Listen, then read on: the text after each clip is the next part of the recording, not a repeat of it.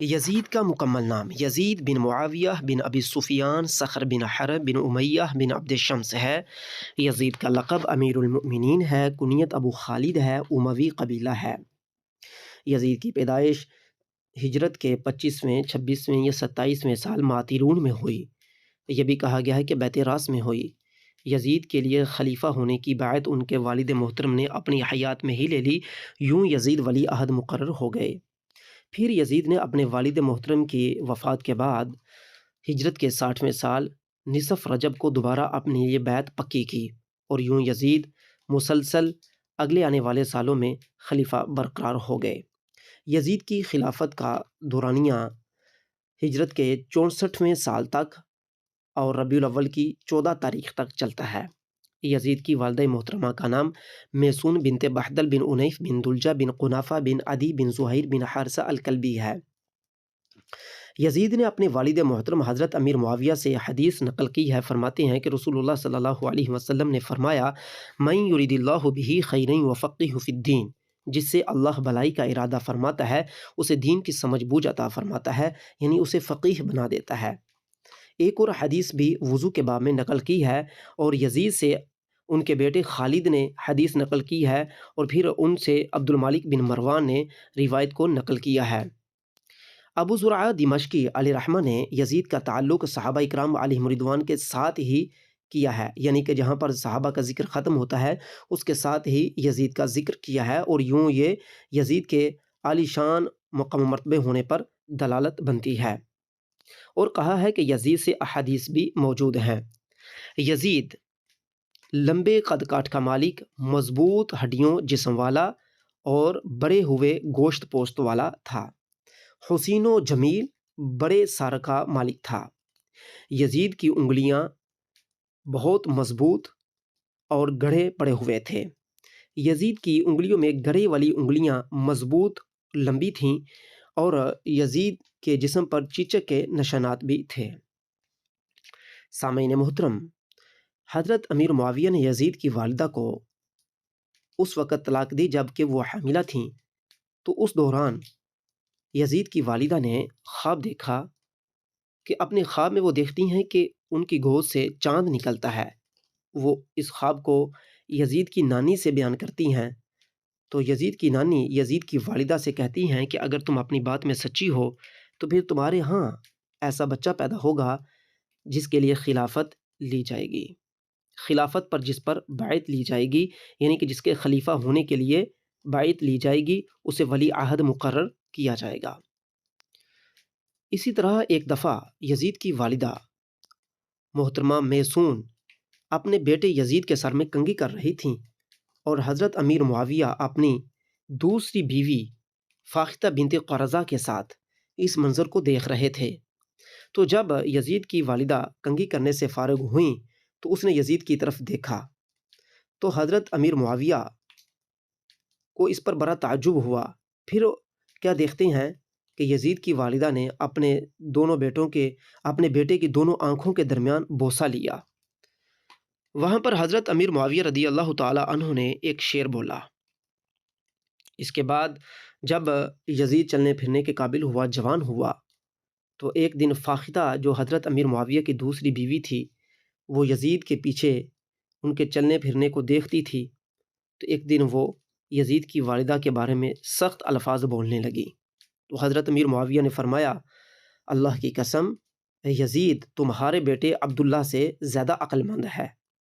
تم اس کی والدہ کے بارے میں یعنی کیسے الفاظ بولتی ہو، یا یزید کے بارے میں حسن ظن نہیں رکھتی، لیکن یزید تمہارے بیٹے، اپنی بیوی فاختہ سے کہا حضرت امیر معاویہ نے کہ تمہارے بیٹے عبداللہ سے زیادہ ہوشیار یزید ہے، اور تمہارا بیٹا جو ہے یہ کند ذہن ہے۔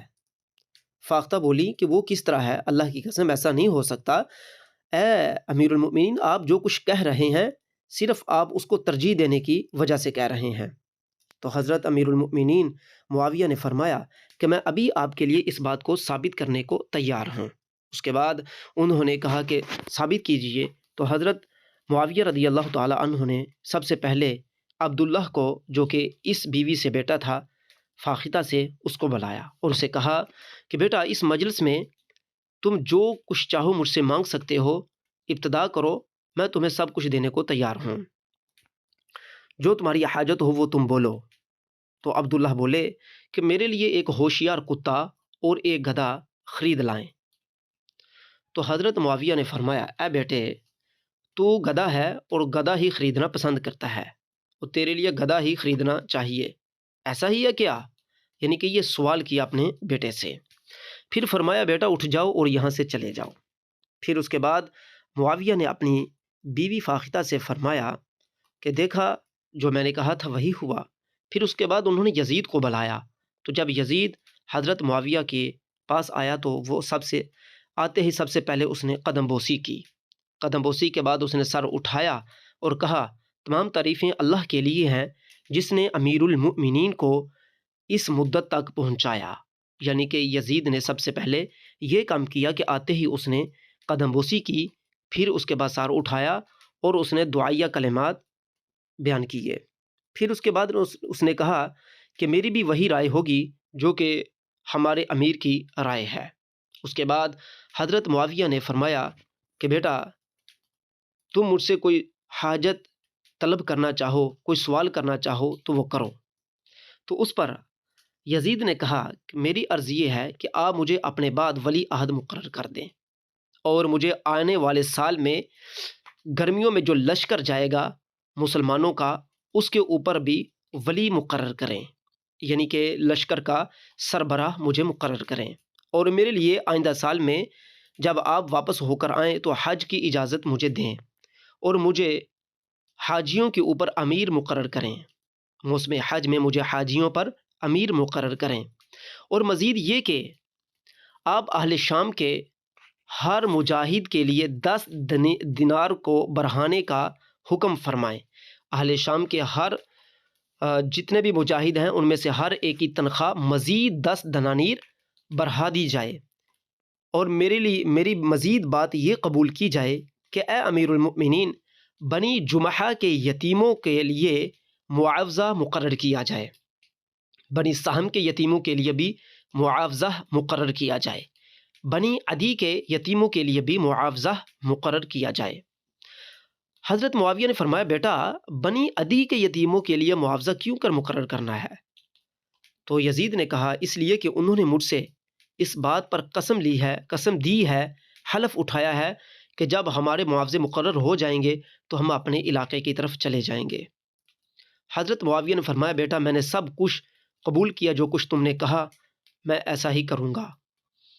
اس کے بعد انہوں نے اپنے بیٹے یزید کا چہرے کا بوسہ لیا، پھر اپنی بیوی قرظہ سے کہا، پھر اس کی لابنتی قرظہ تھا، پھر ابن قرظہ سے کہا، کیا تم نے دیکھ لیا؟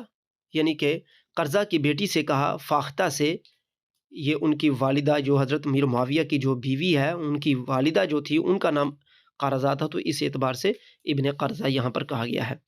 تم نے دیکھ لیا کہ اب بتاؤ کہ زیادہ ہوشیار، سمجھدار، فہمت کا مالک کون ہے؟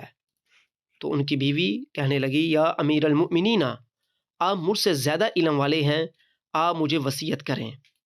یعنی کہ وہ مان گئیں۔ اس کے بعد پھر حضرت امیر معاویہ نے اپنی بیوی کو کچھ نصیحتیں کی، اور ایک روایت میں مزید یہ بھی آتا ہے کہ یزید نے جس وقت حضرت معاویہ نے فرمایا تھا، بیٹا مجھ سے سوال مانگو، حاجت طلب کرو، تمہیں کوئی حاجت ہو، تم کچھ مانگنا چاہو، کچھ لینا چاہو تو فرماؤ، اب بیٹا کہو مجھے۔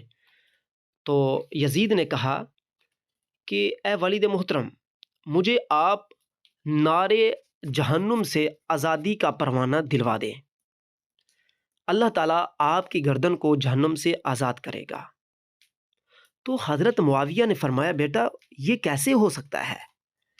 یزید نے کہا، مجھے اثر یہ پہنچا ہے، یعنی کہ روایت مجھے یہ پہنچی ہے کہ جو شخص اس امت کی 3 دن ذمہ داری اپنے اوپر لازم کرے پھر اس کو پورا کر دے، من تقلد امر الامت 3 ایام، جو بندہ اس امت کی 3 دن دیکھ بھال کرے، حرمہ اللہ علی النار، تو اللہ اس پر جہنم کی آگ کو حرام فرما دے گا۔